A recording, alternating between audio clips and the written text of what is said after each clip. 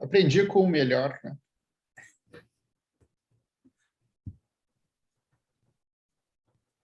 Tudo pronto, Ed. Fica à vontade. Legal. Bom, não tenho toda a poesia do Pedro, né? Mas, enfim, posso, voltando um pouco para trás, né? Lá para 2004, 2005, não recordo muito bem, veio um garoto meio sério, levemente rabugento, mas sério, determinado, e ele falou que queria fazer iniciação científica, e ali entrou no laboratório mais pobre da biofísica, né? Então, tá bom, vamos lá, garoto. Então, o garoto era trabalhador, né? Muito obstinado, e a gente começou a trabalhar, né? Lá no laboratório, e o bicho não queria sair de jeito nenhum, né? Eu estou lá em 2004, 2005, e só foi embora em 2014. 2014, ele foi para fora do laboratório. Nesse espaço, né, a gente tinha uma linha de embriogênese em insetos e a gente tinha uma parceria muito boa com o professor Kildan Miranda. Aí, essa parceria, né, que esse professor que trabalhava com biologia celular de formação matilha, né, levou, assim, acabou ajudando o Fábio, né, a ter uma formação muito diversificada, né, onde a gente falava sobre a fisiologia de insetos, particularmente na embriogênese, e com um biólogo celular que estava se formando, que ficou muito sólido ao longo dos anos, né? Realmente se tornou um biólogo celular que manipulava bem os instrumentos de microscopia eletrônica, sobretudo. Então, uma formação muito, muito interessante, né? Bioquímica, um pouquinho de biologia molecular e muita biologia celular. Então, nessa trajetória aí, desse monte de anos, a gente estudava diversos aspectos de embriogênese, né? E um aspecto que o Carlos também conhece bem, né?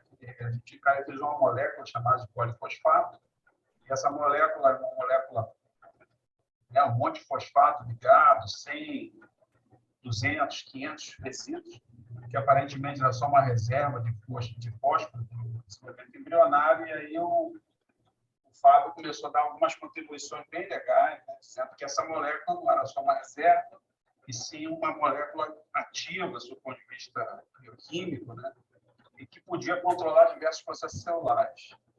E ele se interessou, na época, sobre a ação desse polímero sobre proteases. Então, a gente na época, deu essa contribuição, que esse polímero de fosfato era capaz de controlar diversos tipos de protease, né? Aspartic, cilindroprotease. E, nesse momento, quando a gente estava estudando esse sistema, a gente via que toda a questão do desenvolvimento embrionário que envolvia proteases tinha um time muito preciso, né, para que isso acontecesse durante a embriogênese. E uma das moléculas que a gente achava que era chave para controlar esse processo era justamente o polifosfato. Então, esse polifosfato estava presente nos ovos e, conforme ele desaparecia, as proteases conseguiam lá fazer sua catálise, né, atuar dentro do ovo e mobilizar a reserva desse ovo. Então, nesse trajeto, ele trabalhou com bichos esquisitíssimos, né? Trabalhou com barbeiro, barata e também uma lagarta da soja, né? E em todos esses modelos, ele sempre caracterizou o polifosfato, do ponto de vista celular, bioquímico, controlando essas proteases. Tem uma série de artigos muito interessantes, quem se interessa na área. E aí, terminou seu doutorado em 2012, eu acho. Se eu tiver errado nas datas, me corrija aí. 2012. Certo. Fez um pequeno pós-doc, teve lá uma diversidade, né? uma seleção que foi importante para ele, né? Até fez lá um processo seletivo para pós-doc e acabou não conseguindo classificar, ficar em primeiro lugar lá. E, nesse momento, surgiu ele estava fazendo concurso, né, estava querendo fazer pela sua posição, e concomitantemente surgiu um contato com a Carolina Barrias, e aí ele fez o contato, fez a entrevista, e aí foi um momento de uma teimosia que foi muito importante na carreira dele, né? A gente falando, os dois chefes, né? Eu e o professor Kilder, ele fazer o concurso e depois ele ir para os Estados Unidos. Ele teve a teimosia, o arrojo dos jovens, que isso aí é muito bom para a carreira desses jovens empreendedores, né? E aí decidiu ir para os Estados Unidos, que foi sensacional, né? Então, ele decidiu, foi lá em 2014, se não estou enganado, e por lá ficou durante 5 anos, até 2019. E aí, nesse período, então, ele trocou de linha de pesquisa, ele passou a se interessar aí na relação parasita hospedeiro, na parasita vetor, e, curiosamente, continua ainda usando boas ferramentas de biologia molecular, bioquímica, e também continua apaixonado ainda por biologia celular. Então, esses anos tem publicado bem nessa área, e em 2019, 2020, 2019 foi, Fábio? Fez o concurso para o Instituto. 2019 eu entrei, né? 2019 entrou para o Instituto e tem trabalhado de uma maneira muito intensa para montar sua linha de pesquisa, montar seu grupo, né? Então, ele trabalha intensamente e tem conseguido muito sucesso aí nos seus projetos, né? Tanto na parte de financiamento quanto na parte de parcerias aí dentro do Instituto. Sim, é uma alegria enorme ver o Fábio crescendo aí e espero que continue muitos anos mais na área, né? Já que daqui a pouco a embriogênese se foi, né? Mas, né, nosso modelo, mas ele continua muito ativo na área e é importante ter essa continuidade, né? E poder agora, daqui a pouco, me aposentar tranquilamente. Fábio, parabéns aí pela trajetória e tomara que tudo dê certo para você. Forte abraço. Obrigado, Ed. Eu posso colocar aqui na apresentação? Enquanto isso, me fala. Deixa eu Sim, apertar. sim, Agora foi, né? foi. Vou só colocar aqui para voltar a ver vocês. De alguma forma eu estou vendo. Bem, primeiro, agradecer ao Ed, ao professor Ednildo, pelas palavras. Foi uma pessoa extremamente importante para a minha formação, tanto científica quanto do ponto de vista humano. O Ednildo é uma pessoa que eu não sei se ele tem a real dimensão assim do quão bom ele é em gerenciar e lidar com pessoas dentro do laboratório. Então, eu não posso dizer que é uma pessoa com quem eu aprendi muito, mas é uma pessoa a quem eu me inspiro muito e, enfim, almejo tentar aprender um pouco mais. Também assim, é muito legal estar aqui presente, porque tem uma série de pessoas que foram muito importantes para a minha formação. O Ed não mencionou, mas eu trabalhei brevemente com o Marcelo Lorena, que está aqui presente. Foi uma temporada mais curta do que eu gostaria que tivesse sido, logo depois eu fui para a França, mas foi também um enorme prazer, e tem uma série de outras pessoas aqui que foram muito importantes para a minha formação quando ainda estava no FRJ.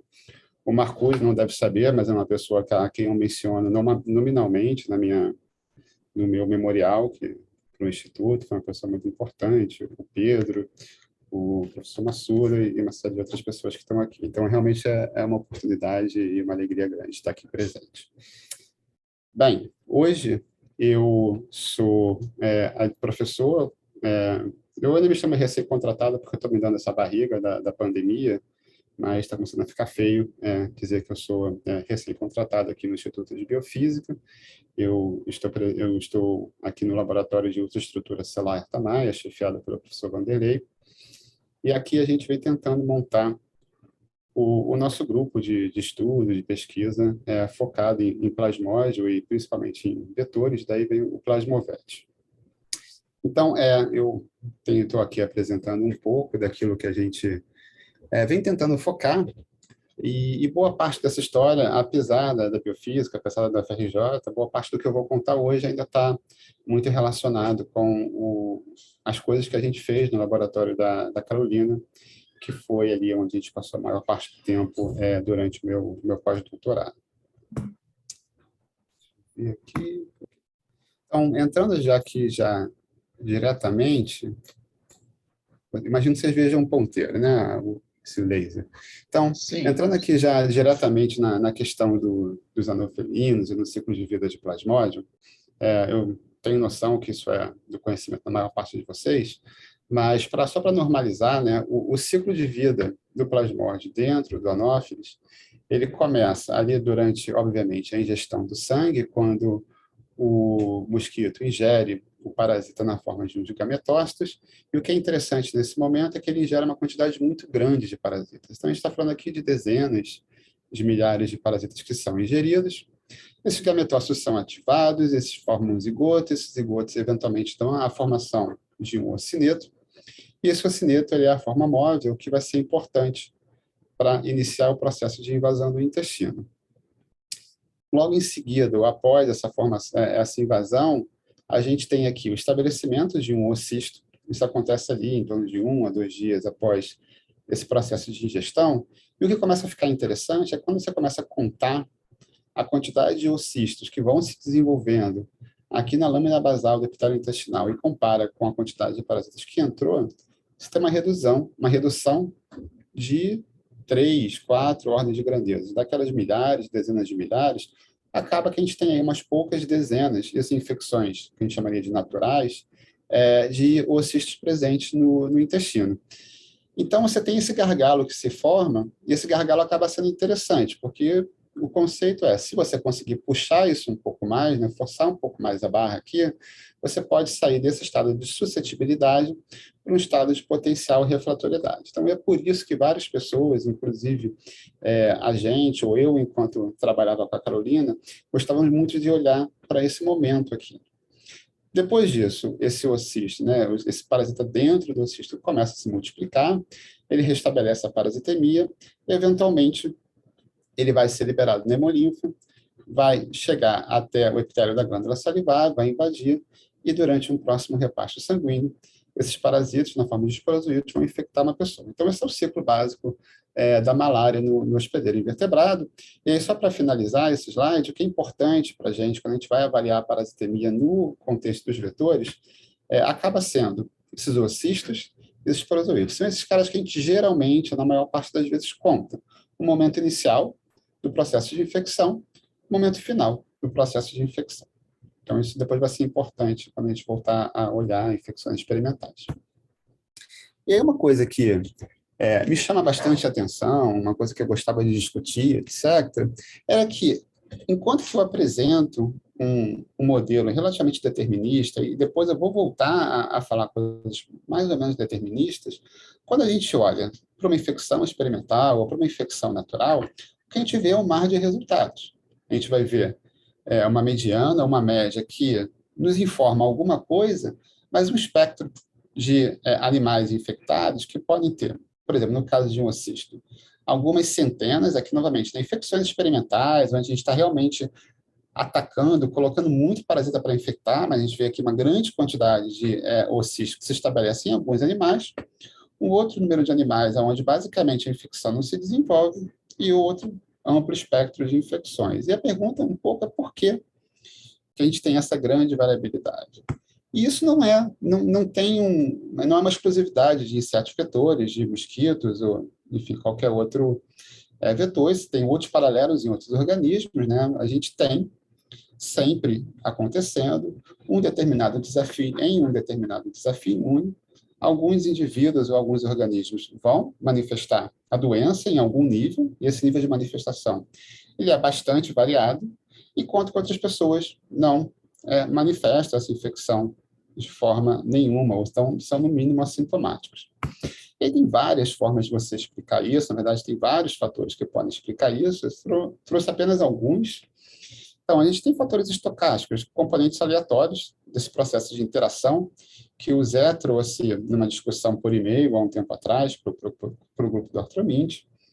A gente tem, obviamente, componentes da genética individual desses organismos, e aí outros componentes, como idade, históricos de infecções, aspectos da formação da microbiota, status nutritivo desses organismos, que são importantes, no final das contas, para definir o status ou a competência imune daquele organismo. E aí, quando a gente volta para os mosquitos, vai falar de anofelinos, por exemplo, esses componentes genéticos são aqueles que têm tradicionalmente maior atenção.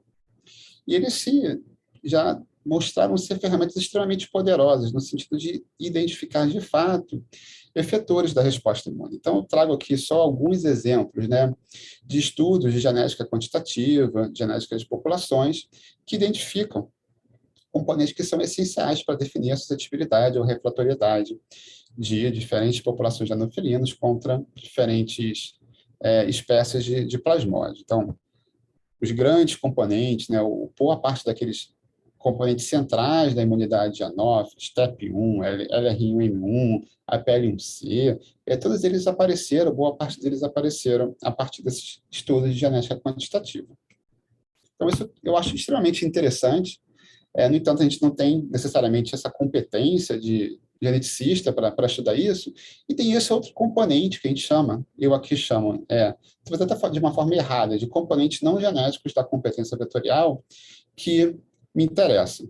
Que então são aqueles fatores ecológicos e traços da história de vida do organismo que afetam a competência vetorial, e que vão conversar junto com esses traços genéticos para definir um pouco de por que diferentes indivíduos ali vão ser infectados de diferentes formas. E aí, então, a apresentação de hoje ela vai trabalhar um pouco sobre esses diferentes fatores de heterogeneidade, e aí eu vou trazer 3 histórias. Então, 2 histórias, talvez, um pouco melhor estabelecidas e um pouco mais antigas.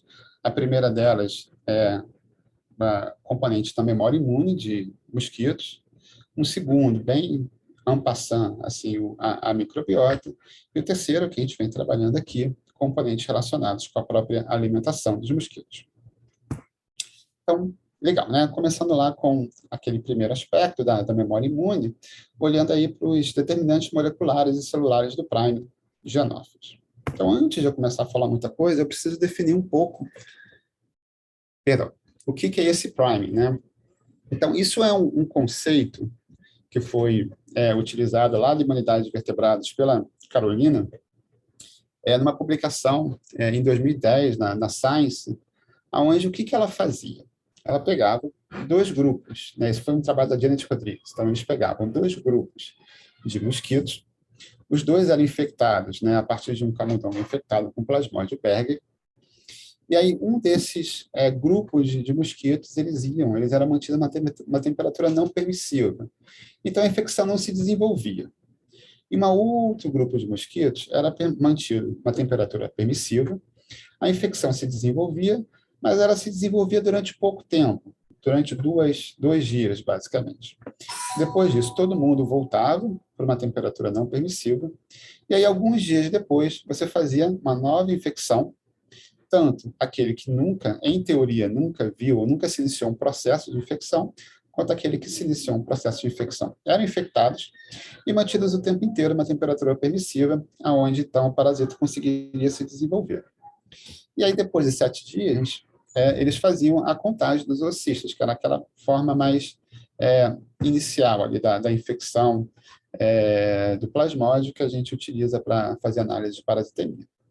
E o que a gente via, ou o que eles viam, na verdade, era que aqueles mosquitos que haviam previamente iniciado um processo de infecção lá naquela primeira etapa, eles tinham ou tendiam a ter um nível de infecção menor do que aqueles mosquitos que nunca haviam sido infectados de qualquer forma. Então, isso sugeriria que, de alguma forma, essa primeira infecção, esse primeiro contato com o plasmódio, ele levava ao estabelecimento de um processo de memória que resultava nessa redução de competência vetorial, nesse ganho de capacidade imune. Eu não vou ter tempo para elucidar tudo que já foi feito, isso aqui é um corpo gigantesco de trabalhos, é o trabalho da Carolina, né? Eu tive apenas sorte de participar um pouco disso, mas só para a gente resumir Aonde que isso se encontrava quando eu comecei a trabalhar um pouco nesse sistema, eu vou apresentar esse modelo e aí eu peço que vocês acreditem um pouco em mim, mas se tiverem alguma dúvida específica, eu tento apresentar. Então, esse processo, né, de estabelecimento de imunidade, ele começa com a invasão do epitélio intestinal. Então, o parasita, ele precisa romper esse espaço da matriz peritrófica e iniciar depois um processo de invasão do epitélio do intestino. E quando isso acontece, esse próprio rompimento leva ao contato de uma microbiota que está aqui nesse espaço endoperitrófico com contato direto com as microvilosidades.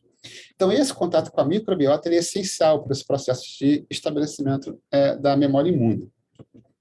De forma que, quando o mosquito tem um contato com essa microbiota, esse contato, essa desbiose acontece, o intestino sinaliza a partir da produção de prostaglandinas. Esse aqui foi o trabalho da Bia, que foi aluna de doutorado do Marcos Surgini, se não me engano, foi doutorado e mestrado, né?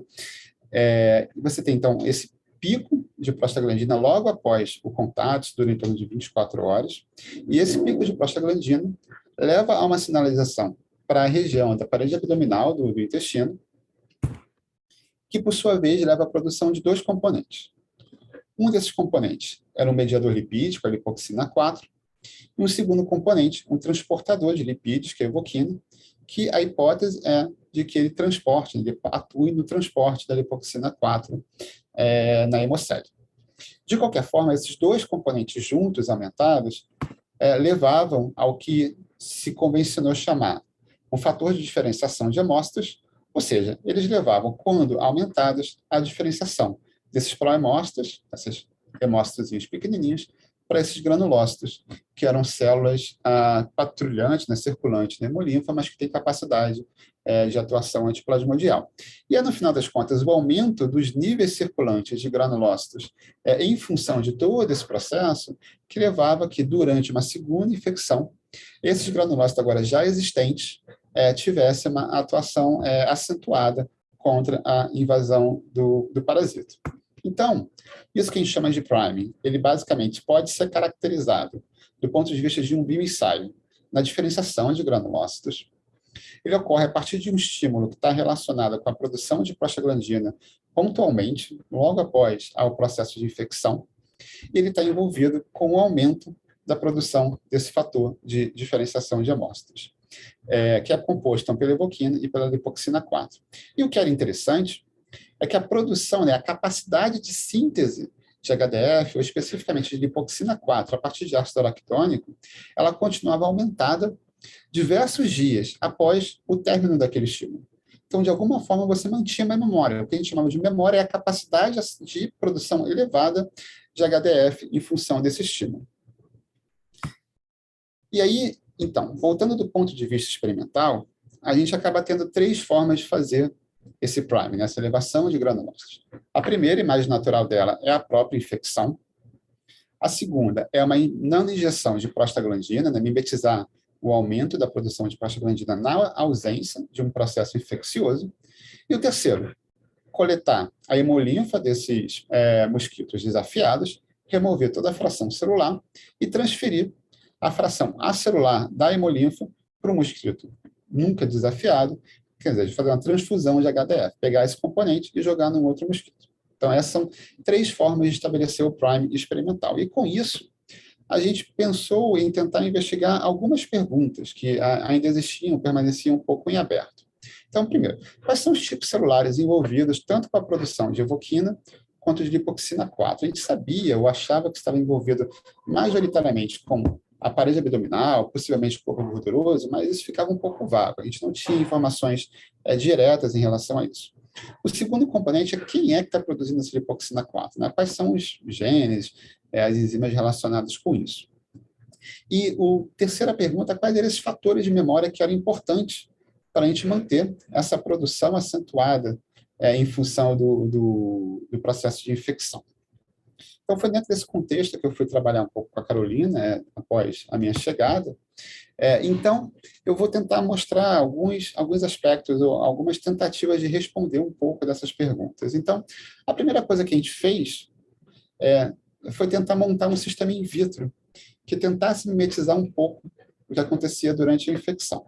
Então, para isso, a gente utilizou células derivadas de embriões de anófilos, nessas linhagens sua 5B, e apresentava, né, já que a microbiota era o componente importante, a gente fazia um pó de Escherichia coli, né, extraía o conteúdo de Escherichia coli e apresentava esse conteúdo em sistemas de cultura de célula. A gente brincou aí, trabalhando com vários períodos de estímulo. E após, então, esse desafio in vitro, a gente começava a olhar o que acontecia. Uma das coisas que a gente foi olhar foi a expressão de evoquina por PCR em tempo real. Então, apenas confirmando, né, depois que você faz o desafio, você tem um aumento bastante acentuado da produção de evoquina. Isso a gente consegue tanto ver a nível de expressão gênica, quanto a nível de produção de proteína. Então, a gente tem aqui a fração solúvel, a fração insolúvel, a peroxidase, a evoquina, né, ficava ali na fração insolúvel, e a gente conseguia ver uma banda aparecendo somente naquela fração de células que foi desafiada com esse pó de Escherichia coli. Quando a gente vai para o mosquito, propriamente dito, a gente se pergunta, ok, mas quem de fato está produzindo isso? A gente testou majoritariamente com 2 grandes grupos de células, um grupo de hemócitos, a gente fazia a extração dos hemócitos dos mosquitos, após o desafio com plasmódio, não mais com Escherichia coli, a gente novamente confirmava que tinha um aumento da produção de evoquina, mas agora mostrando que os hemócitos poderiam ter um papel nesse componente. Antes a gente tinha visto apenas com a fração da parede abdominal. E, novamente, a gente faz com a parede abdominal e confirma esse resultado. De fato, você tem esses 2 componentes. E aí, como a gente tinha um anticorpo que nós havíamos produzido, a gente aproveitou para fazer uma imunolocalização. E a imunolocalização levou ou apresentou um quadro um tanto quanto heterogêneo, que nesse momento eu não saberia explicar ainda qual seria a composição ou o papel relativo de cada um desses atores. Mas a gente tem, primeiro, hemócitos que parecem estar aderidos sobre os diferentes tecidos associados à parede abdominal, então, músculos, corpo gorduroso. Então, alguns hemócitos que parecem estar sobre esse topo, eles aparecem marcados. E células do corpo gorduroso, tanto os zoonócitos quanto os trofócitos. Agora, se você for observar, bem, primeiro, né, os anticorpos eles tinham uma marcação relativamente limpa. Agora, quando a gente olha para a própria fração celular, para a imunolocalização, a gente tem padrões muito diferentes de marcação.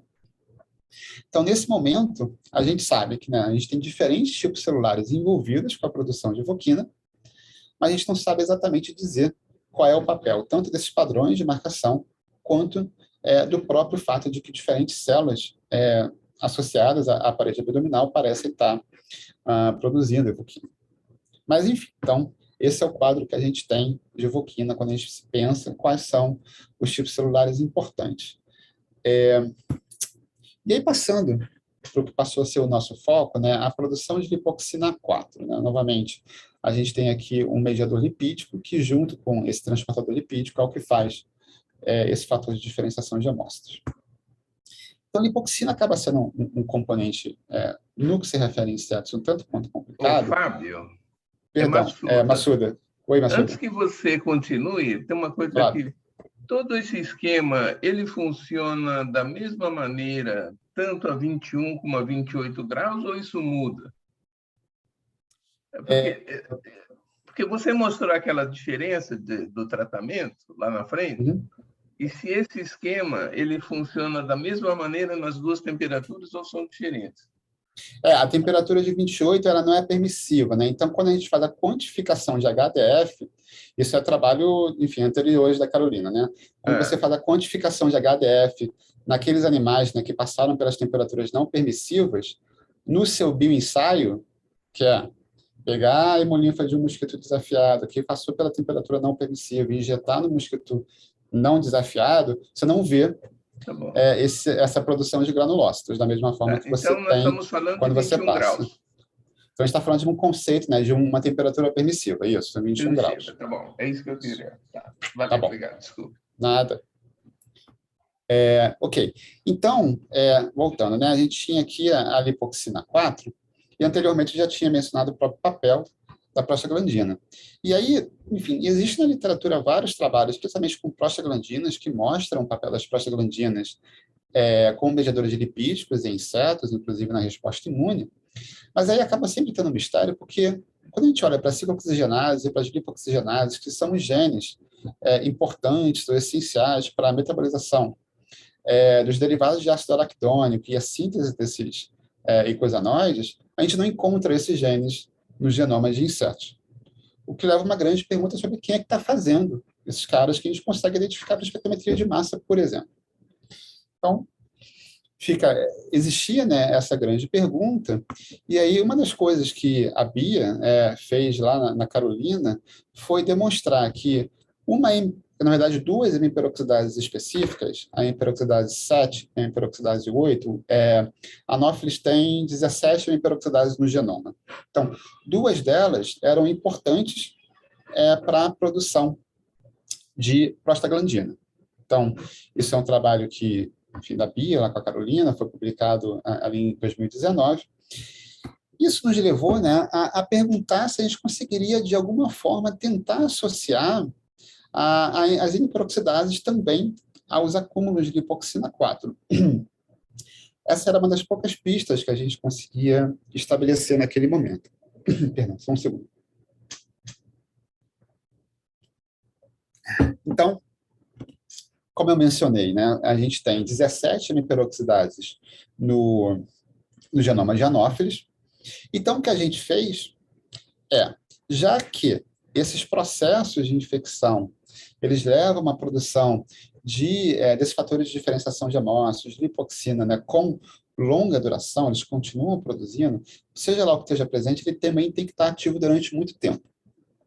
Então, a gente fez inicialmente uma infecção de Plasmodium Berg e foi olhar como que era a expressão de hemiperoxidases. Aqui a gente fez no intestino e no corpo gorduroso. Aqui eu tenho só o corpo gorduroso, que era só onde a gente via, de fato, diferenças importantes. Então, a gente foi olhar cada um deles por PCR em tempo real e viu que desses todos, né, o sistema parecia ser um pouco caótico, com um pouco de ruído, mas desses todos, o único que, de fato, era consistentemente aumentado, com um valor de estatística significante, era essa peroxidase dupla. Os outros ficavam meio que perdidos no ruído.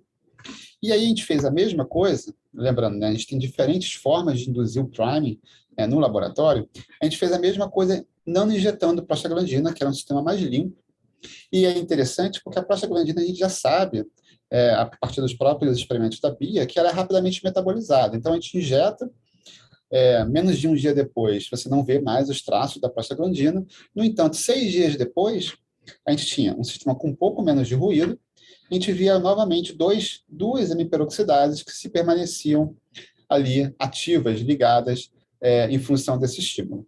Então, a gente tinha a peroxidase dupla e a hemiperoxidase 2, que a hemiperoxidase 2 é uma enzima que foi previamente caracterizada pela Gisele, também na Carolina, que era importante para a nitração do parasita durante o processo de infecção, mas que no contexto do corpo gorduroso, nesse momento, a gente não tinha muita informação sobre o que ela poderia estar fazendo. Então, a gente acabou com essas duas, né? Essa daqui, a peroxidase dupla, era de fato a que aparecia, né, como positivo nesses dois ensaios. Então, a gente começou com a peroxidase 2 e a gente começou a fazer experimentos de silenciamento gênico. O que isso quer dizer? Né? A gente não injeta, né, RNAs dupla fita de HPX2, confirma que a gente tem um knockdown da expressão desses genes e observa o que acontece em função da infecção. Então, se eu faço no meu grupo controle uma infecção, eu tenho o prime quer dizer que eu tenho um aumento da quantidade de granulócitos. Então, a infecção leva a granulócitos. Quando eu faço silenciamento de HPX2, a mesma coisa acontece. Eu tenho um aumento da quantidade de granulócitos em função da infecção, sugerindo que a produção de fator de diferenciação de amostras continua presente no sistema. Por outro lado, quando eu faço a mesma coisa com a peroxidase dupla, que era aquele gene que aparecia positivo nos dois ensaios, eu não vejo mais isso acontecendo. Então, novamente, infecção no controle leva à produção de granulócitos. Se eu faço isso num ambiente onde a peroxidase dupla havia sido previamente silenciada, eu não tenho mais esse aumento da quantidade de granulócitos, sugerindo que, de alguma forma, ali a produção de HDF possa estar impactada. A gente confirma isso fazendo transfusão. Então, a gente pega agora, quem está sendo silenciado é o mosquito que doa a hemolinfa. Então, a gente pega hemolinfa de mosquito controle, que foi desafiado, né? E a hemolinfa de mosquito controle que foi desafiado leva a diferenciação de granulócitos no mosquito naive. Enquanto que se eu pego a hemolinfa de um mosquito que foi silenciada para peroxidase dupla, infecto esse mosquito e depois pego a hemolinfa e injeto no mosquito naive, eu não vejo mais essa diferenciação. E aí realmente corrobora o fato de que provavelmente essa hemolinfa não está mais acumulando HDF por algum motivo. E aí, finalmente, se a gente faz o mesmo ensaio com prostaglandina, o que a gente vê é, novamente, no nosso controle, a gente tem diferenciação de granulócitos a partir da nanoinjeção de prostaglandina. Se eu faço essa nanoinjeção em mosquitos que foram silenciados para peroxidase dupla, eu não tenho mais esse acúmulo de granulócitos. Então, tudo isso sugere que a peroxidase dupla é importante para a produção de lipoxina 4. Então, mais uma peroxidase que parece estar, de alguma forma, envolvida com esses componentes associados com a produção de eicosanoides por esses insetos. Agora, aonde que isso está acontecendo, né? Então, a gente, novamente, produziu anticorpos contra a peroxidase dupla, agora não mais contra a evoquina, e foi olhar lá no mosquito, novamente na parede abdominal, lembrando, a gente fez as mesmas análises com o intestino e não viu nada que chamasse a nossa atenção. Então, quando a gente faz a parede abdominal e imunolocalização, a gente vê esses clusters de células. Aqui é uma projeção, né? Então a gente fica meio confuso dizer onde que está o quê, mas aqui a gente consegue ver com mais detalhes, né? O corpo gorduroso, e a gente vê esse acúmulo, nesses clusters de células, que são os zoonócitos desses mosquitos, marcados positivamente para peroxidase dupla. E aí, quando a gente conta mosquitos naive e mosquitos que foram desafiados, a gente vê que o aumento da produção, o número de clusters, o número de células positivas para peroxidase dupla aumenta conforme a infecção. Então, isso já, enfim, diferentes dias após o desafio. Isso aqui são 5 ou 4 dias após o desafio. Então, infecção leva ao aumento da produção de clusters de peroxidase dupla no tegumento, né, no corpo gorduroso, especificamente nos zoonócitos, e o silenciamento da produção dessas peroxidases duplas levava à supressão da produção de HDF. Então, a gente tem...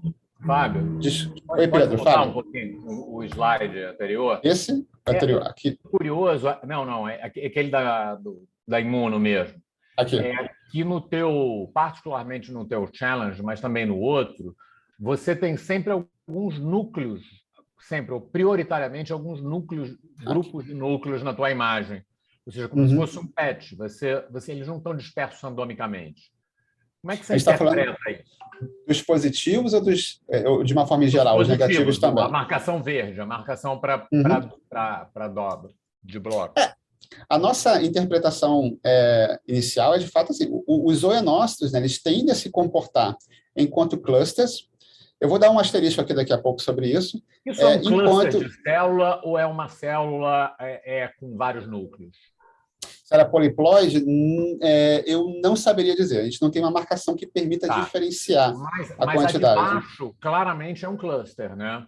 Isso, são clusters, né? Isso. Mas o que a gente acha é isso. Essas células são diferentes das outras? Quer dizer, além da marcação, ela é um tipo celular diferente dos vizinhos? Então, esse é o asterisco que eu queria colocar, né? A nossa interpretação inicial, ou talvez o que a gente quer interpretar, é que a gente tem marcação de oenócitos.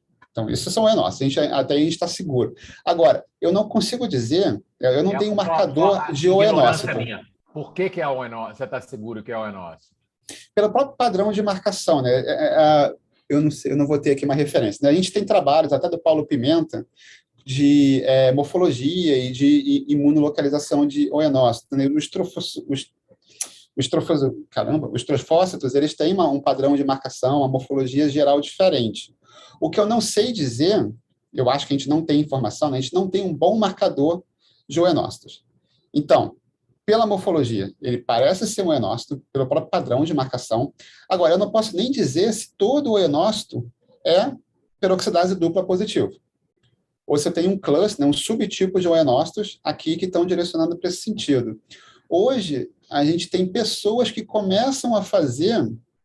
vi um trabalho assim, em pôster de single cell de corpo gorduroso em anófilis. Aí, de repente, a gente pode, lá na frente, reavaliar esses dados frente a esses padrões de single cell. Existem subtipos de oenócitos, né? Hoje a gente trabalha com, basicamente, oenócitos e trofócitos, mas pode ser que a gente, lá na frente, consiga diferenciar do ponto de vista transcricional outros subtipos, que nem a Bia, a Carolina vem fazendo com os hemócitos.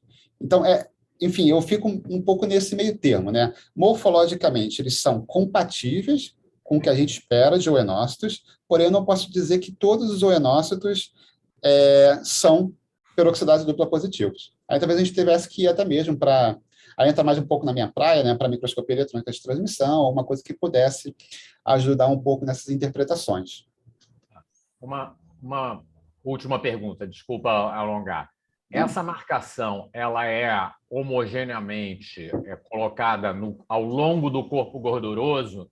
Porque você fala abdominal, por exemplo, toda a parede abdominal, na parte do ventral, dorsal, enfim, ou tem especializações? A gente, na época, nunca identificou especializações. De qualquer forma, né, para as nossas preocupações, então, a gente fazia, né, aquela abertura do corpo gorduroso para ter uma boa expansão da parede abdominal e tirava fotos de diferentes campos do mesmo mosquito para fazer as contagens.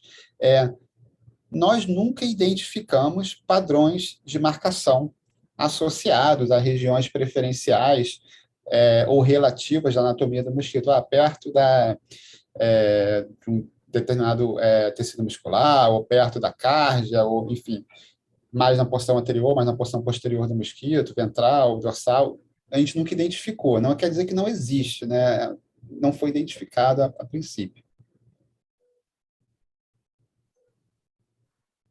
Eu não sei se isso responde. Ok, tá bom. Respondeu. Legal. Então, Obrigado. Nada, obrigado a você, Pedro. Ok, então, quer dizer, o que a gente tinha até aqui? Então, a gente sabe que a gente tem uma expressão de evoquina sustentada na parede abdominal em função do prime. A gente via ou identificava que a expressão de peroxidase dupla era importante, né, essencial para que esse prime acontecesse. Perdão. E que a gente via que o número de oenócitos peroxidase dupla positivos, né, fazendo essa distinção, aumentava em função do prime. A gente fazia uma associação, ou, enfim, gosta de fazer uma associação entre a produção de peroxidase dupla e a síntese de lipoxina 4. Mas aí fica a pergunta sobre como que é a relação, ou como que a gente mantém, ou como que o mosquito mantém sustentado a produção de peroxidase dupla.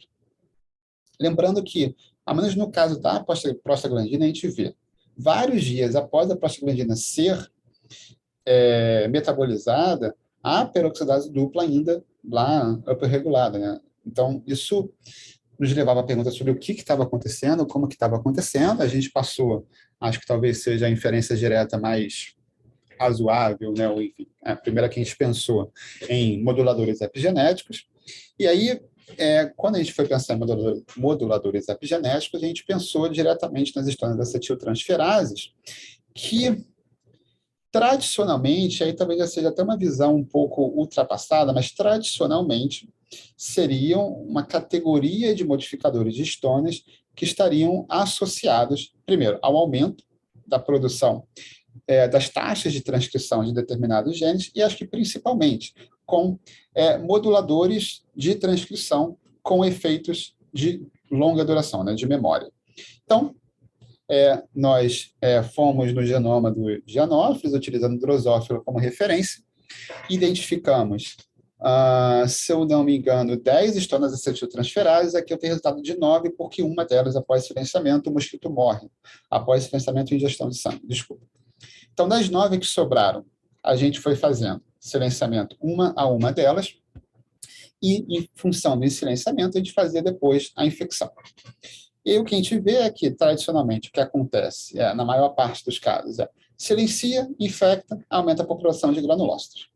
E o que era interessante é que, especificamente, esse carinha daqui, depois que você silenciava, você não tinha mais o aumento da produção de granulócitos, sugerindo que, de alguma forma, essa histona acetiltransferase, a tipo 60, ela poderia ser importante para a síntese de lipoxina 4 dentro desse sistema, ou, enfim, para a síntese do fator de diferenciação de amostras.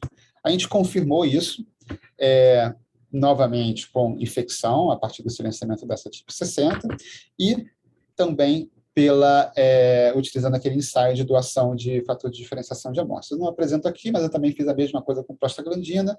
Você seleciona a tipo 60, injeta a prostaglandina e o mesmo fenótipo é observado. Então, essa histonacetiltransferase, ela parece ser importante para a produção de HDF no sistema. Agora, qual é a relação disso com todo o restante das coisas que a gente havia visto anteriormente? A gente ficou muito tempo batendo a cabeça, e quem conseguiu chegar a uma resposta final para isso foi o Miles, que primeiro trabalhou comigo, depois trabalhou com a Bia para fechar esse artigo. E o que foi bastante interessante que ele observou é que os acúmulos de células produzindo peroxidase dupla lá no corpo gorduroso, ou seja, esses carinhas daqui, né, que aumentam em função da infecção, se eu fizesse o silenciamento da histonacetiltransferase, eles deixavam de acontecer.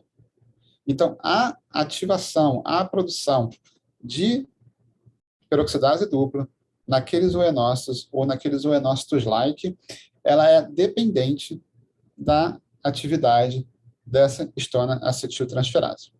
Então, esse foi o fechamento que a gente teve nesse trabalho. E aí, só para tentar sintetizar um pouco daquilo que a gente viu, a gente volta para aquele sistema, tá, eu não tenho animação aqui, a gente volta para aquele sistema de invasão, contato com a microbiota, esse contato leva à produção de prostaglandina, e essa prostaglandina sinaliza para o corpo gorduroso a partir de um regulador epigenético, que é essa tipo 60. E aí, a partir desse regulador, a gente tem a ativação dessa peroxidase dupla, e a nossa proposta é que isso esteja relacionado com a produção de lipoxina 4. Então, certamente, né, até baseado no que a gente sabe sobre o metabolismo de eicosanoides em vertebrados, tem uma outra série de enzimas que vão ser importantes para a metabolização do ácido araquidônico e conversão em lipoxina 4, mas essa parece ser um componente importante, e a gente começa agora a identificar células relacionadas com a hipoquina, células relacionadas com peroxidase dupla e moduladores desse processo do ponto de vista epigenético. Então, isso é um pouco que eu tinha para contar dessa primeira história. Eu não sei se alguém tem alguma dúvida, antes que a gente mude aí, faça um pano rápido e mude a conversa. Senão a gente segue em frente. Eu tenho uma duvidazinha. Assuda, diga. Nesse esqueminha que você mostra no modelinho, você mostra que quando tem essa infecção, tem contato com a microbiota, etc. Mas quando você injeta prostaglandina direto, você tem uma situação, eu estou perguntando na realidade, você teoricamente teria uma situação de ver prostaglandina, mas sem contato com a microbiota, em princípio. Será que uma parte da história não pode ser associada a isso? Quer dizer, então, se você colocar prostaglandina, mas um pouquinho de microbiota, alguma coisa, poderia dar efeitos diferentes? Não sei, então é só uma pergunta. Certamente é possível, né? A gente nunca testou esse sistema fazendo complementações. Talvez valesse a pena, porque pode ser que esses dois efeitos se somem de alguma maneira, ou estejam conectados, conversem entre si, não sei.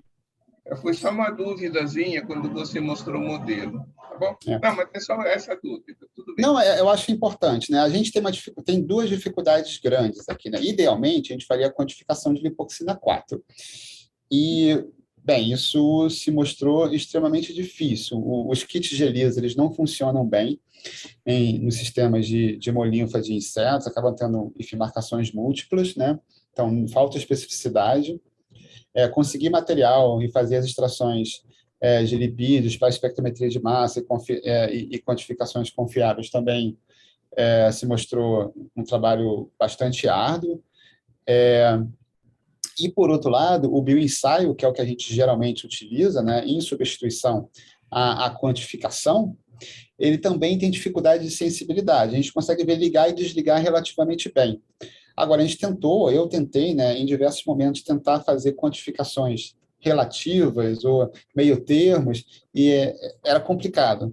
Então, a gente queria ver componentes, né, de deacetilases. Então, se não fosse um sistema tudo ou nada, estona deacetilase, né? Se fosse não fosse um sistema tudo ou nada, fosse uma coisa no meio termo, ficava um pouco complicado para a gente conseguir interpretar os dados.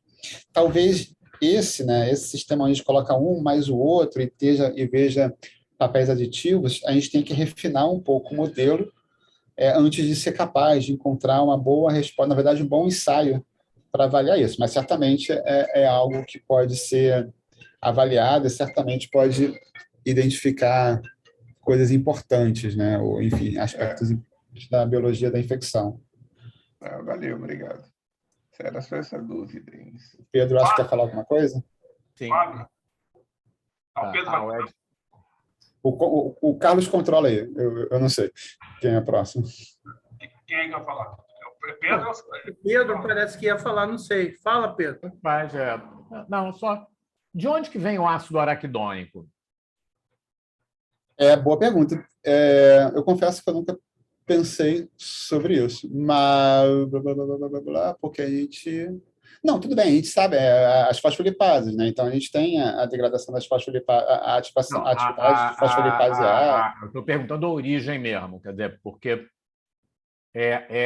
eu acho que inseto não faz ácido araquidônico, assim como nós também, não. Tem que ser nutricional, não? Sim, né, nutricional. Aí eu imagino que venha do sangue, mas no mosquito que é sugar-fed, fica uma pergunta, se ele consegue ter alguma herança lá dos períodos de desenvolvimento. Certamente não vem do açúcar, né? Então, ele está pegando aquilo. Não sei a resposta para isso. Também confesso que eu nunca havia pensado sobre essa questão. Fábio, se você eliminar a microbiota antes da infecção, então você não vê nada disso? Se a gente eliminar a microbiota, faz um tratamento com Penstrap, por exemplo, a gente não vê esse processo acontecendo. Tá bom. E só fazendo um asterisco, né? Quase que uma curiosidade sobre o modelo, uma coisa interessante que a Bia faz, não é no nosso modelo, é que todo esse epitélio intestinal ele tem um revestimento que é feito por dinitrotirazão, enfim. E se você silencia, né, a HPX15, que é uma peroxidase importante para revestir o epitélio, isso faz com que, então, o contato da pouca microbiota no sistema daqui seja mais íntimo, mais intenso. Isso já é o suficiente para você estabelecer o sistema, né, o prime. Então, você consegue estabelecer prime a partir de alimentação simplesmente por tirar um pouco desse revestimento do epitélio. Acho que o Wesley chegou uma pergunta. Não, só queria saber se os animais invadidos pelo plasmódio e esses que você injeta prostaglandina e faz alguns nocautes, se a produção de ovos é alterada, visto que a gente via isso, né, no nosso laboratório, tinha uma sinalização cruzada aí de ovogênese e você está vendo aí a questão da imunidade, invasão, né? Enfim, você via alguma coisa nesse sentido? A gente nunca olhou, eu desconheço, né, que alguém tenha olhado para isso especificamente dentro desse contexto, no momento anterior ou posterior, a gente nunca olhou. Agora, enfim, é como você colocou, né, essa tríade entre imunidade, sobrevivência e potencial reprodutivo, ela sempre existe. Então, um dos conceitos é que a ativação da resposta imune leva a uma redução da capacidade reprodutiva, se diminui um pouco a postura de ovos e utiliza esses nutrientes para o próprio processo de imunidade. Destruir os ovos em formação. Isso, Agora, você chegou a olhar. Enfim, tá legal. Só curiosidade mesmo. Nada a ver. Beleza. Então, enfim, agora, apontando, né, novamente, trazendo de volta para a história, a gente tem o priming como um componente importante para definir o status de competência ali de um indivíduo, existem uma série de outros dados da literatura apontando que o próprio Prime, né, o Prime transgeracional, eventos que acontecem durante o desenvolvimento larval, podem ser importantes para o status de imunidade de um indivíduo na fase adulta. E uma coisa que a gente vem se tornando se interessando é a questão de treinamento imune. Não vou trazer nada para vocês especificamente de resultados, mas apenas apontar, né? Então, a gente tem o Prime como aquele componente sustentado. Você tem um desafio, aquilo permanece sustentado em função do tempo, você pode até ter um aumento durante um segundo desafio imune, mas ele nunca volta para o estado basal, enquanto que o treinamento imune se caracteriza por esse retorno ao estado basal e durante um segundo insulto, um segundo desafio, uma produção exacerbada daquele efetor da resposta imune. E isso é um componente, né, que vem sendo aí descrito e apresentado como um aspecto da imunidade inata de vertebrados bastante importante para uma série de aspectos da imunidade de mamíferos e de humanos. E aí alguns dados nossos, eles sugerem que aspectos similares parecem acontecer na imunidade de vetores, especificamente de insetos. Se você for olhar na literatura hoje, algumas pessoas apontam ou utilizam o termo de imunidade treinada em mosquitos, mas isso já foi apontado na literatura, em revisões e também os trabalhos que eu conheço. Eles utilizam o termo de imunidade treinada, mas eles não têm essa caracterização da volta e ativação exacerbada. Acaba que é uma questão de semântica sobre o que significa imunidade treinada, mas esse componente ou esse determinado padrão de comportamento é algo que a gente está interessado em olhar sobre diferentes conceitos, até mesmo sobre aquela história do polifosfato que eu estava conversando com o Logulo antes. Mas, enfim, um outro componente, né, que é importante para essa heterogeneidade é a própria microbiota, que eu acho que é do conhecimento de, enfim, basicamente, ou quase todo mundo, mas eu só trago esse trabalho lá do grupo do George Dimopoulos, aonde eles faziam o tratamento do mosquito, né, do Anophelinus, com antibióticos, faziam em seguida a infecção e via que os mosquitos que eram tratados com antibióticos antes da infecção tinham um aumento bastante importante dos números de parasitas. Você tem a microbiota como um componente antiplasmodial ou antipatógeno importante durante a definição do status de competência vetorial, do status imune.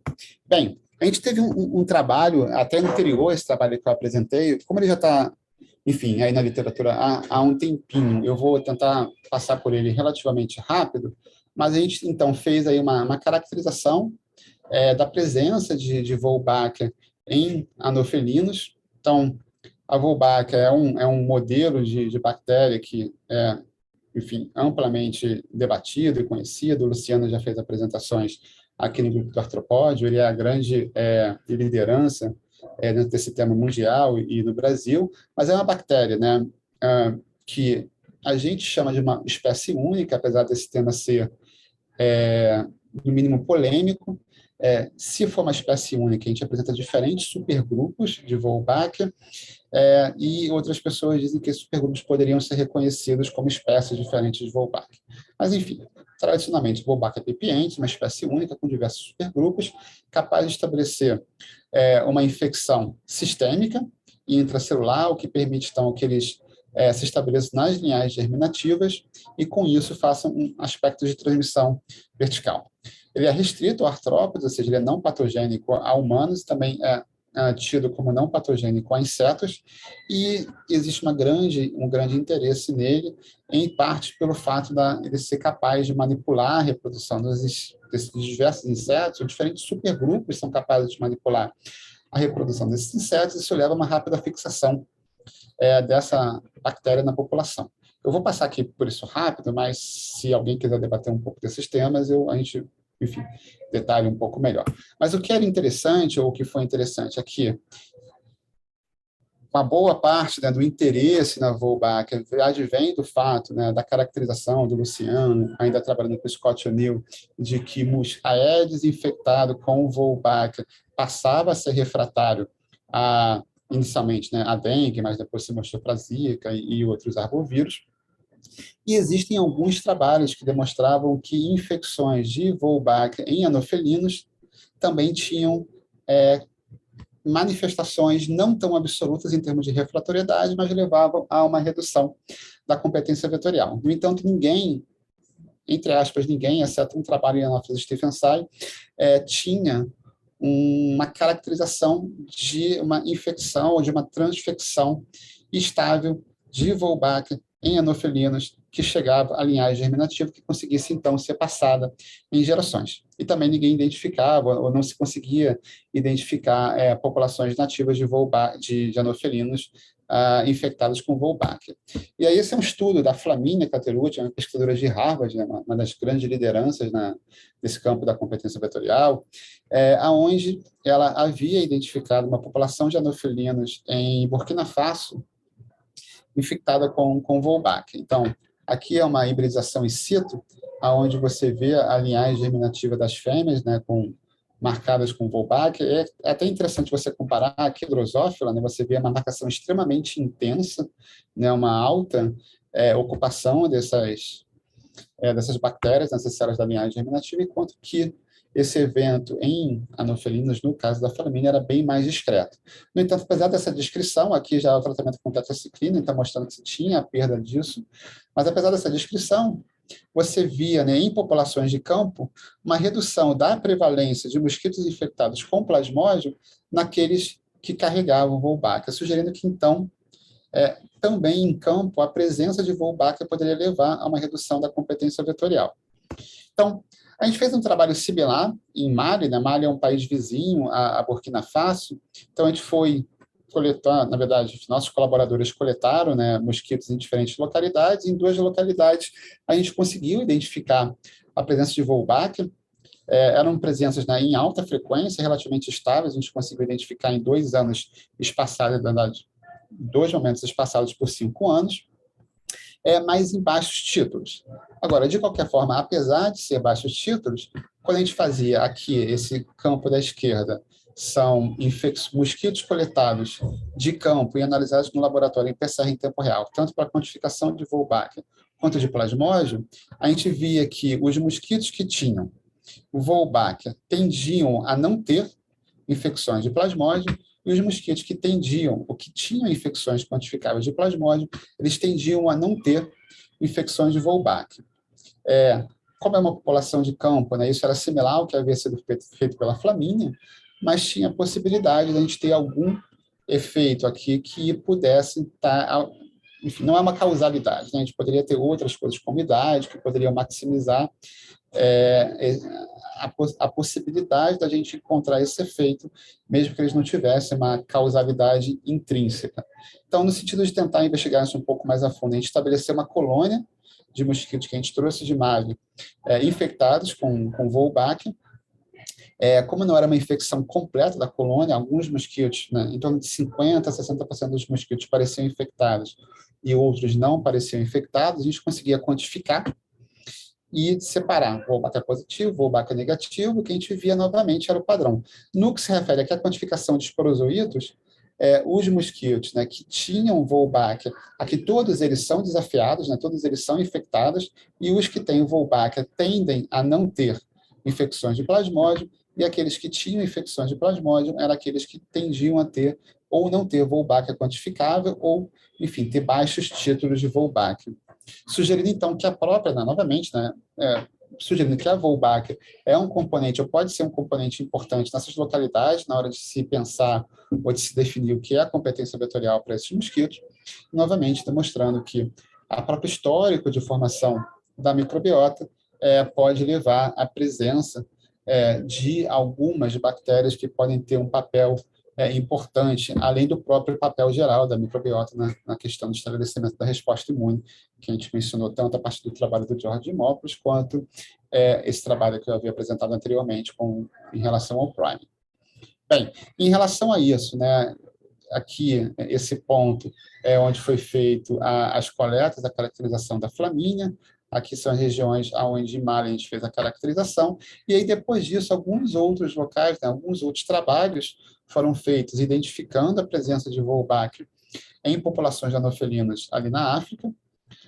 Tem ao menos ainda 2 outros trabalhos que foram feitos na Ásia, No entanto, ainda não existe nada na América que tenha reavaliado a presença de infecções nativas de Wolbachia. Então, é uma coisa que a gente está interessado, mas a gente também sei que, ou ao menos imagino que outras pessoas estejam fazendo, então é uma coisa que a gente tem que aproximar aí com cuidado. Agora, mais recentemente, o grupo do Brent Hughes, que é uma pessoa que já trabalha com infecções de Wolbachia em anofelinos a partir de transfecções há muitos anos, eles conseguiram, de fato, identificar, aí sim, uma infecção de Wolbachia em anofelinos, tanto Anopheles mouchetti quanto Anopheles demeiloni, bastante alta. E aí, com isso, eles fizeram as caracterizações dos genomas. É importante mencionar que, aparentemente, né, as linhagens aqui são diferentes, não é uma única linhagem de Wolbachia que está infectando mosquitos em diferentes regiões, mas, no caso deles, eles têm uma infecção de alta densidade, onde eles conseguem fazer um genoma de boa qualidade, e aí que parece ser um modelo bastante interessante para estudar a interação de Wolbachia com anofelinos, e aí depois ver a capacidade de, enfim, ampliar esses efeitos para outros modelos. Enfim, então isso também é para apontar que, novamente, trazer a percepção de que a microbiota é um componente não genético importante para o estabelecimento da competência vetorial, mas quando a gente pensa em microbiota, é interessante observar que a microbiota é altamente dependente de outros traços da história de vida, tais como a alimentação. Então, isso aqui é um trabalho onde você utilizava anofelinos, eu não vou lembrar qual espécie de anofelinos foi utilizado, mas você alimentava com sangue de diferentes organismos, galinha, coelho e sangue humano, ou então mantinha ele apenas em açúcar. E o que você via é que a própria composição da microbiota ela é modulada não somente pela ingestão do sangue, mas dependendo do tipo de sangue que é ingerido. Mostrando que a própria alimentação é um componente importante para essa microbiota. Primeiro, agradeço a paciência de vocês, eu acho que eu passei um pouco do meu tempo. E esse trabalho ele foi amplamente feito, né, no laboratório da professora Carolina Barrias, então eu preciso, de fato, dar os méritos para ela e, novamente, apesar dela não estar aqui, agradecer essa oportunidade. Uma boa parte desse trabalho ele foi posteriormente conduzido pela Bia, que acho que todo mundo aqui conhece, pelo Miles, que foi primeiro meu aluno e depois foi aluno da Bia, lá no laboratório da Carolina. Eu também gostaria de agradecer o Marcelo Lorena, que está aqui presente, o João Marcos e o Jean-Luc, que me receberam primeiro na Johns Hopkins e depois no CNRS, lá na França. E nossos colaboradores, o Mauro, a Gabriela, a Jorge, o João Marcos, e o nosso grupo que a gente vem aqui conseguindo montar. Nós somos poucos, estamos começando, mas acho que a gente está aí animado para tentar contribuir de alguma forma para a literatura que a gente se propõe a atacar. É isso, pessoal, obrigado. Eu deixo meu contato, se alguém quiser estender essa conversa por e-mail ou a partir das redes sociais, estão aí nossos contatos.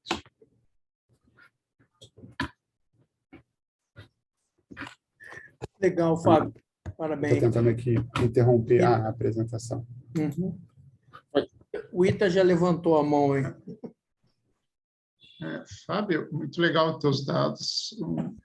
Eu acho que tu está pegando um ponto que é imunidade de inseto antes não era nem conhecida nem acreditada, né? Acho que está se mostrando que teve e agora está entrando para essa parte que talvez tenha uma memória imunológica, alguma coisa chamada assim. Aí a discussão é um debate mais de terminologia do que mecanismo biológico, né? Mas uma coisa curiosa que fiquei pensando, esses dados finais de obesidade não é uma coisa que historicamente acontecia, ou seja, obesidade é uma coisa recente, né? Uhum. Então, como é que imagina, qual é essa capacidade dos mosquitos crescerem melhor, botarem mais ovos num animal, um hospedeiro obeso, é uma questão evolutiva ou é simplesmente um acidente de percurso? Porque eles não tiveram obesos no passado, né? Uhum. Acho que a gente tem duas possibilidades e eu não saberia dizer qual é a possibilidade, né? O Ed tinha feito uma pergunta sobre, ali voltando para aquele modelo de priming, sobre o que aconteceria com a postura de ovos, né? E acho que um dos modelos clássicos, mais comum talvez, seja de que no ambiente de demanda energética, você faça a degeneração dos folículos, né? A fêmea faça a degeneração dos folículos e utiliza aquilo como reserva para poder gerar os efetores da resposta imune, ou produzir os efetores da resposta imune. Uma outra estratégia é que na hora que o animal vê que a coisa está feia, ele coloca ovo. Né? Então, você vê, né? Você tira a asa, ele coloca ovo. Você pinça ele coloca ovo. Você tira a cabeça, ele coloca ovo. Eu não sei dizer até que ponto, né, isso que ele está vendo é altamente estressante para ele, digamos, né? Estou só aqui hipotetizando, não tenho dados para dizer isso. Se é altamente estressante para ele, ele fala, cara, coloca ovo. Então, isso é uma possibilidade. Pode ser que essa resposta seja nesse sentido. Fato é que ele responde melhor no que se refere a colocar ovo, mas ele não responde melhor, pelo menos durante 30 dias, no que se refere a sobreviver, né? O bicho está morrendo, mais acelerado. A gente tem os dados, né, que sugerem que essa exacerbação das vias derivadas da sinalização por insulina, de fato, levam a isso. Né? Então, ele pode estar com uma superativação do imunometabolismo, na verdade, seria esse meu palpite. Ele pode estar com uma superativação do imunometabolismo. Isso conversa tanto no ponto de vista de imunidade quanto do ponto de vista de fisiologia, de repente produzir ovo, né? Assim, a insulina vai modular TOR. Esse seria o que a gente está pensando. E a gente sabe dos próprios trabalhos do Haeckel que a modulação por TOR vai conversar com a vitelogênese e produção de ovos. Então, eu pensaria um pouco nesse sentido. São facetas diferentes de um evento comum. Mas é hipótese, por optar. Assim, então, aquele excesso de lipídio que ele recebe, é um choque para ele, e a estratégia de sobrevivência é botar ovo para alguém sobreviver, já que ele está morrendo, pode ser. Lipídios, né? A gente, enfim, faz uso, né, da colaboração com a Geórgia, que é um, enfim, grande especialista nisso, e inicialmente, né, eram os nossos pontos de partida, lipídios e glicose. E aí a gente nunca tinha pensado, até que quando o Alexandre veio e eu comecei a conversar com o Alexandre, ele trouxe uns artigos mostrando que os quadros de aminoácidos são completamente modificados. Né? Então, leucina, isolecina, triptofano, tudo isso está modificado em animais diabéticos e obesos.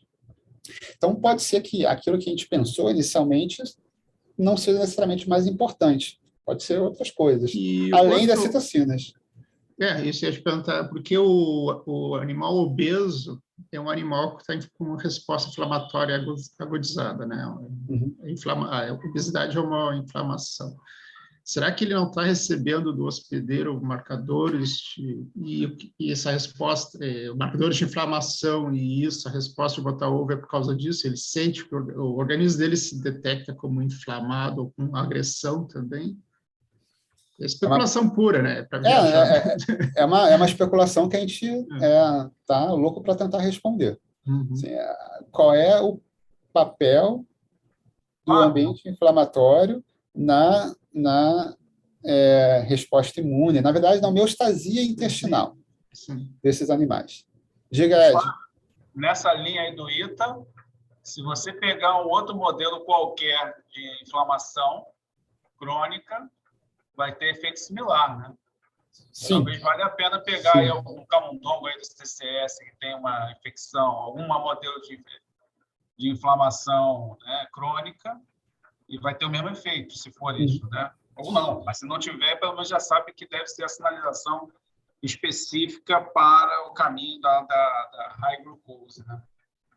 E aí talvez o Ed lembre, né? A gente tem um trabalho que acabou não sendo publicado, aonde nós pegávamos sangue de coelho, né? O mosquito, ele ingeria o sangue direto do coelho, e isso era em 2012, 2013, e nós íamos olhar morfologia, outra estrutura geral do epitélio intestinal em função disso, e indução de vias de morte celular programada, principalmente a apoptose. Na verdade, a apoptose também olhava, né? Autofagia, essas outras coisas que seriam correlatas.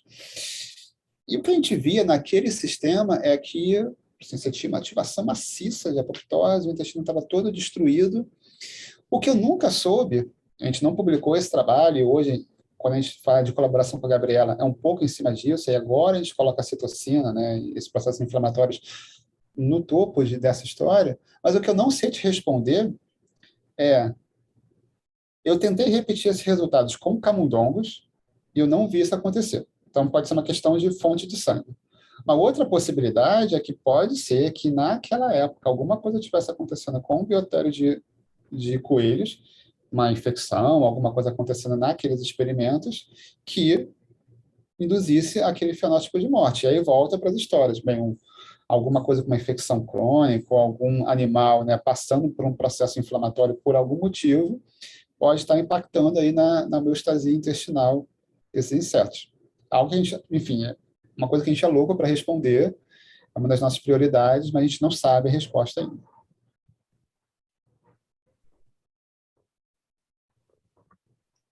Ô, Fábio, Carlos, fala. tudo bem? Como é que é essa mutação nesse camundongo? Ele é um mutante em quê? Quer dizer... Receptor de interferon. Ah, tá. Então não mexe com a cascata de insulina diretamente. Por isso que você falou de usar um repressor, né, de produção de insulina, tipo aloxano. Na verdade, o que a gente queria, né, o que a gente pensa, na verdade, é em suprimir a insulina por drogas, suprimir a insulina do sangue. Então, ela está presente, mas está quelada. Isso. Agora, enfim, uma das coisas, né, que eu sei que a Emily e o pessoal do Mauro, enfim, vão fazendo ao longo do tempo, é uma caracterização, porque como é, né, uma doença que tem o seu aspecto inflamatório relacionado, né, tem um papel ali, e a gente está mexendo numa via, né, esses camundongos, né, tem uma via de inflamação, né, de imunidade inata, que está nocauteada, alguma coisa pode estar ali interferindo. Tudo que a gente analisou até agora, ele se comporta parecido com o Black. Eu mostrei os dados do AG129, mas a gente tem os dados do Black em paralelo. Então, tudo é equivalente, até agora. Pode ser que lá na frente a gente comece a identificar coisas que são um pouco diferentes. E até mesmo vale a pena comparar, né? Será que vai acontecer a mesma coisa com Black? Em teoria, eu posso pegar sangue de Black, complementar com sangue de Zika ou de dengue e ver a infecção. Foi o que a gente fez. O que a gente quer fazer depois é infectar o camundongo a partir da picada do mosquito ou infectar o mosquito a partir da picada do camundongo obeso e ver, principalmente, a picada do mosquito infectada no camundongo normal, ver o que acontece aí com a questão de competência. Né? Isso afeta lá na transmissão, lá na glândula salivar, a gente continua tendo carreamento desse fenótipo que a gente está vendo agora com 4, com 8 dias, eu não sei. A gente tem que remontar esse sistema. Legal, legal. Perguntas?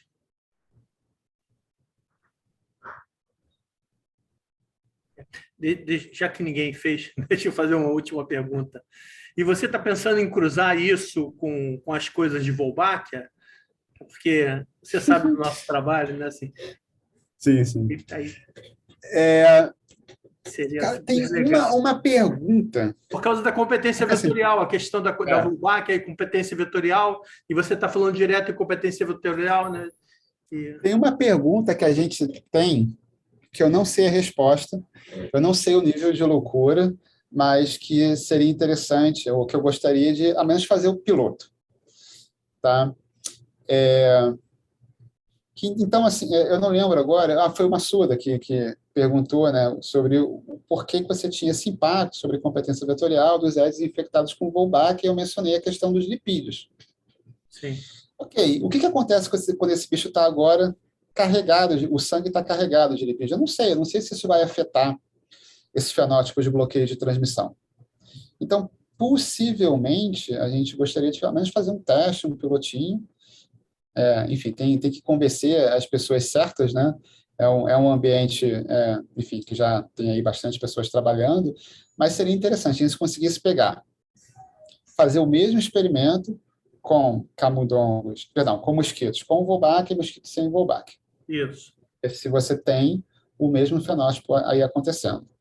Com a ressalva, né, assim, a gente está falando como se fosse uma coisa já estabelecida, mas eu, e na verdade, principalmente agora o Alexandre, a gente está acabando de caracterizar esses fenótipos, né? Eu preciso ver principalmente o dia 8, o que está acontecendo com a disseminação sistêmica.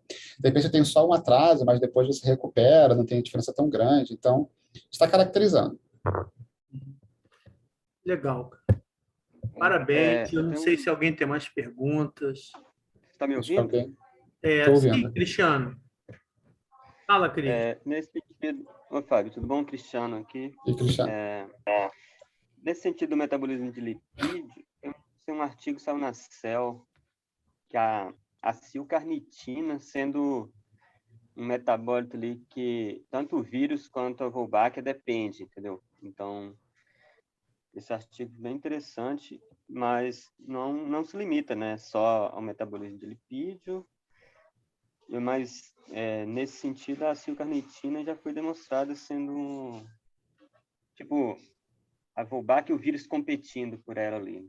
Isso mesmo. Eu vou dar uma olhada. Esse metabólito em específico eu não lembro. O que eu lembro que era bem interessante, isso era uma... Colesterol, né? Tinha alguma coisa de colesterol. Uma Nature Communications que saiu, que é onde eles faziam uma lipidômica e alguns ensaios in vitro. Eles utilizavam uma droga, que eu não vou lembrar qual é, porque o colesterol não desaparece. Não é que a Wolbachia consuma todo o colesterol. Ele é remodelado. Você faz a marcação de colesterol na célula, com microscopia, você vê que ela meio que fica emblocada num canto, e aí uma interpretação é que ela não está disponível. E aí você utiliza algumas drogas para fazer a redisponibilização, entre aspas, né? E o efeito, né, de bloqueio de transmissão desaparece. Então, enfim, ia um pouco nesse sentido a história. Então, e aí? Agora está cheio de colesterol. Você continua, né, com esse efeito de bloqueio de transmissão, mas a história da acilcarnitina, que eu anotei aqui, eu não conheço. Vou dar uma olhadinha. É um trabalho de 2020. Agradeço o Cristiano. 2020. Okay. Isso com Edis, né?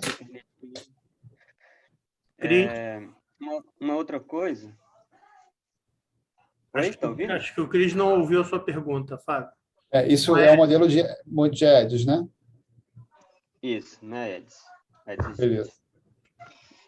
Uma outra coisa, com relação àquele comentário que você falou da alimentação, né, com sangue de coelho, você viu ali foi apoptose no intestino? Desculpa. Apoptose, isso.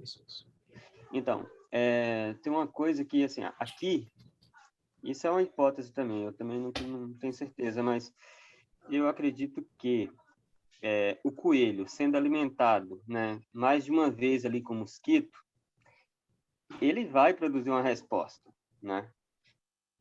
E aqui no laboratório, os coelhos são utilizados várias vezes, para mosquito, para ródino. Você não tem um coelho específico que vai usar ali uma determinada quantidade de vezes.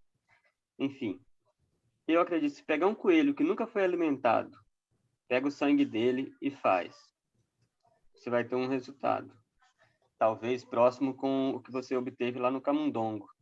Agora, pega o coelho que está sendo exposto, né? Sei lá, rotineiramente está sendo utilizado para alimentar, o sangue dele tem uma porrada de mediadores ali já, que vai fazer uma resposta, né? Isso é um componente que eu nunca testei.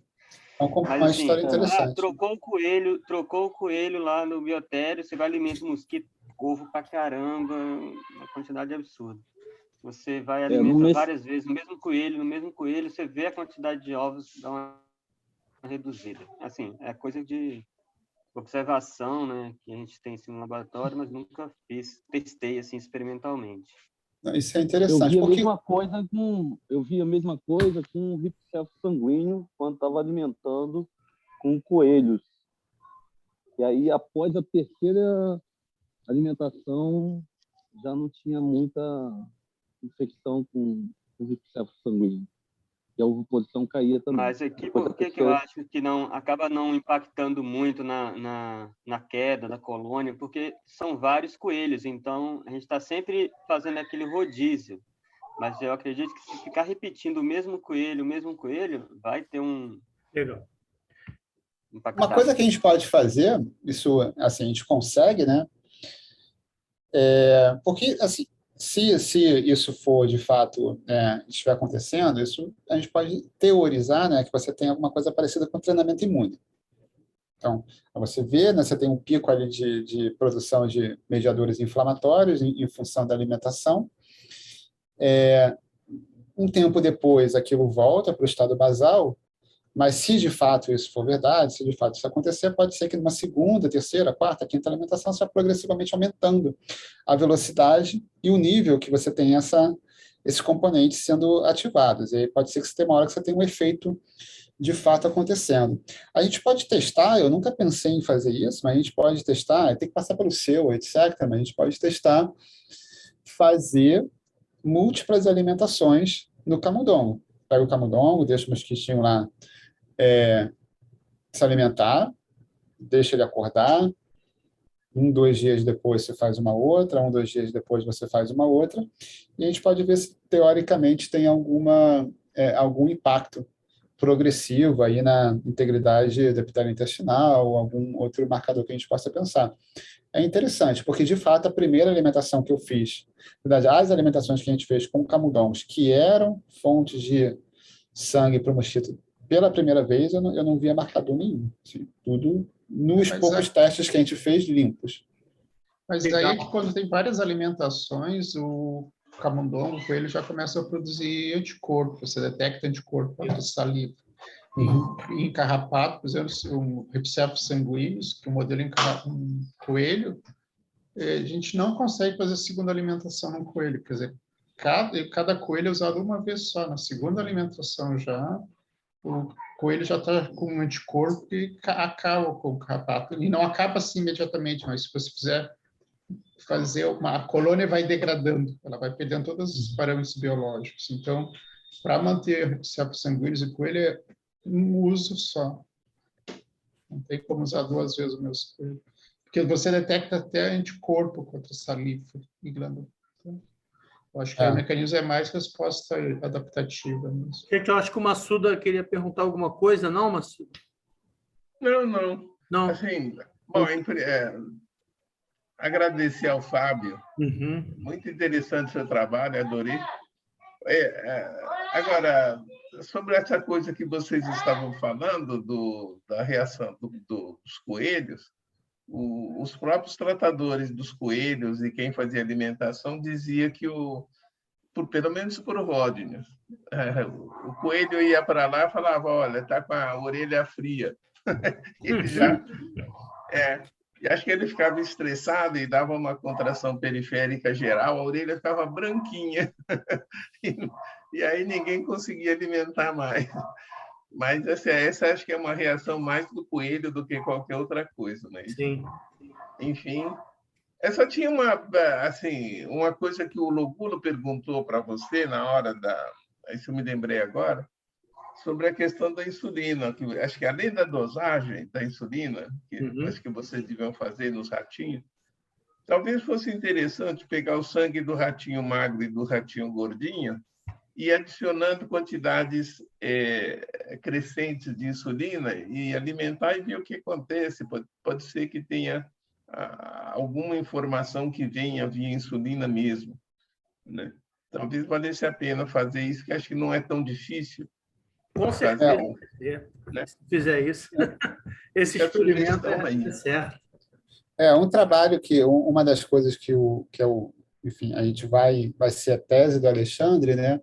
É um foco, uma atenção especial na via de insulina, que a gente sabe que né, de fato, o que é mais bem caracterizado, que a gente sabe que é importante. Então, por um lado, a gente vai fazer um estudo exploratório, né, em cima desse modelo que a gente estabeleceu, e, por outro lado, a gente vai tentar fazer uma caracterização mais refinada do que está acontecendo, mediado por insulina. Aí a gente só tem que pensar um pouco se a gente vai olhar para a insulina, vai dar um enfoque maior na insulina do sangue, ou se a gente vai pensar nos ILPs, né, nesses peptídeos tipo insulinas, aqueles 8 que o Edis tem. Mas a gente quer trabalhar um pouco sobre a regulação imunometabólica a partir da insulina. Acho que é uma coisa importante para a gente. E aí, essa ideia de fazer uma suplementação progressiva para identificar ou esses... duas, só para ver se uma baixa, uma alta, só para dar um primeiro tapa na história para ver se tem muita diferença ou não. Né? Quer dizer, talvez valesse a pena. Né? Certamente. É a sugestão. Obrigado, Massuda. Parabéns pelo trabalho, muito bom. Parabéns. Muito legal o seu trabalho. Um grande abraço. Obrigado. Tudo de bom. Obrigado, cara. Obrigado, pessoal. Todo mundo. Tchau, tchau. Tchau, tchau, gente. Bom final de dia. Tchau, tchau. Tchau, tchau. Valeu, obrigadão, Fábio. Obrigado, Massudo.